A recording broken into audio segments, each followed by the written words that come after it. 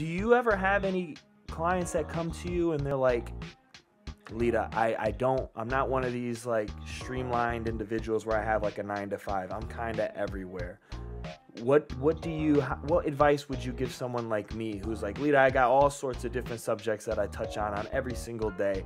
How do I make sure and remind myself that this is all a composition of myself and that there's no imposter here, but I'm actually this one thing? How would you give me some advice on that, some free advice on that? I got you on the podcast, just give me free advice. Hey, that's what this is for, right? Because I mean, honestly, the questions that we have are usually like given to us, and like the message that we need to share, the question that we need to ask, they're given to us specifically because we have this gift to share, right? So like you may be asking and you know your audience. So like what you're saying, what you're asking for help in is something that's going to touch on, you know, your audience, who I'm sure has found you through comedy or through acting, you know, those kinds of things. Like those are the people who are listening to you. So it's probably going to be very resonant to your audience, right? So it's a great question.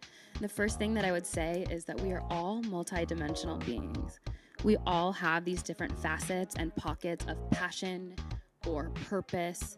And I think what's so important to remember is there is no duality. There is only like oneness. So I want you to think of like Zacko as a whole. You take away stand-up comedy, there's no more Zacko. Like that is not Zacko in his wholeness, right? Mm-hmm. So if you start to try and say like, I can't focus on training because then I'm not giving life to stand-up comedy or to acting, you're watering down a part of you, which in essence is going to water down all of you. Like I said before, everything's kind of like this ripple effect. And even in like Jungian psychology, Carl Jung would talk about like your shadow and how in order for you to really fully be yourself, you have to integrate or individuate, accept your shadow, love your shadow, understand it so that it doesn't hold power over you. So for you to stifle or hold any aspect of yourself is you watering down, dimming your magic, hiding your light when people need it. So I would tell you to embrace the fact that you are so multifaceted, multi-passionate, and continue to pour into each thing as you feel called. It needs to feel good for you, right?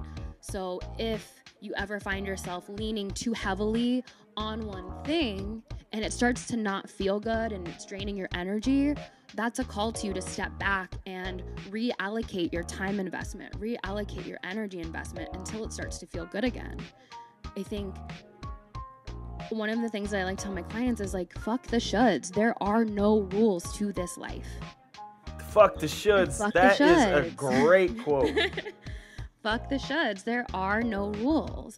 When we follow our intuition, when we answer the call on our heart, on our soul, and we trust what we are being asked to do, and we do the thing, doors open that we had no idea would open. You just have to know what's for you.